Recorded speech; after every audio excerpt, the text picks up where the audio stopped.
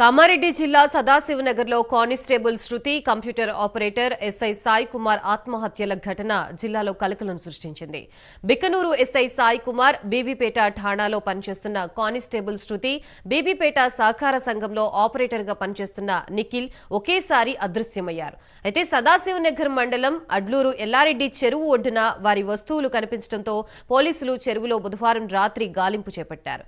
అర్ధరాత్రి సమయానికి శృతి, నిఖిల్ మృతదేహాలు చెరువులో లభ్యమయ్యాయి. కొద్దిసేపటి క్రితమే ఎస్ఐ సాయి కుమార్ మృతదేహం లభ్యమైంది.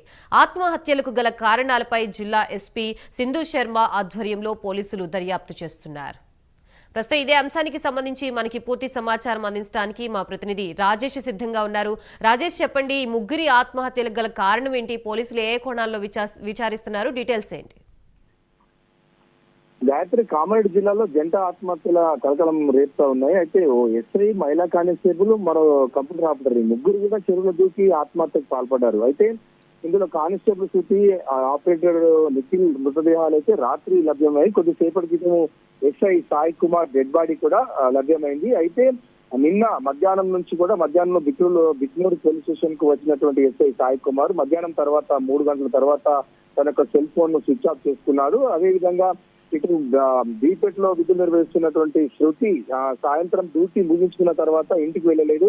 అదేవిధంగా ఒక సొసైటీలో విధులు నిర్వహిస్తున్న ఆపరేటర్, కంప్యూటర్ ఆపరేటర్ నిఖిల్ కూడా తన డ్యూటీ నుంచి ఇంటికి వెళ్ళని పరిస్థితి. అయితే వీళ్ళు ముగ్గురు కూడా అడ్లూరు ఎల్లారెడ్డి పెద్ద చెరువులోనే అక్కడ డ్యూటీ ఆత్మహత్య చేసుకున్నారు. అయితే వీరి యొక్క ఫోన్ ను లొకేషన్ ఆధారంగా పోలీసులు నిన్న రాత్రి నుంచి గాలించిన పరిస్థితి. అయితే ఎస్పీ సింధు శర్మ ఆధ్వర్యంలో మొత్తం రిస్క్ ఇటు గజయితలు, అదేవిధంగా ఫైర్ సిబ్బంది వీరు అందరితో కలిసి రాత్రి మృతదేహాల కోసం కూడా గాలించారు. అయితే రాత్రి ఇటు నిఖిల్, అదేవిధంగా శృతి యొక్క మృతదేహాలు లభ్యమయ్యాయి. కొద్దిసేపటి క్రితము సాయి కుమార్ యొక్క మృతదేహం లభ్యమైంది. అయితే ఇక్కడ ట్రయాంగిల్ లో ముగ్గురి మధ్య ఎటువంటి సంబంధం ఉంది, అది వీరి యొక్క ఫోన్ కాల్స్ ఎవరెవరితో మాట్లాడారు, చివరి క్షణంలో ఎవరితో మాట్లాడారు అదే విషయంలో కూడా పోలీసులు దర్యాప్తు చేస్తా ఉన్నారు. అయితే సంఘటన స్థలంలో ఎక్కడైతే చెరువు వద్ద ఇటు ఎస్ఐ యొక్క పర్సనల్ కారు, అదేవిధంగా అతని యొక్క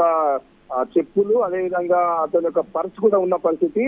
అదే సమయంలో అక్కడ ఎస్ఐ యొక్క ఫోన్ మిస్సింగ్ ఉంది. అయితే ఎస్ఐ ఫోన్ ఎక్కడ ఉందనే కోణంలో కూడా ఇటు పోలీసులు దర్యాప్తు చేస్తా ఉన్నారు. Gayatri, right, thank you Rajesh.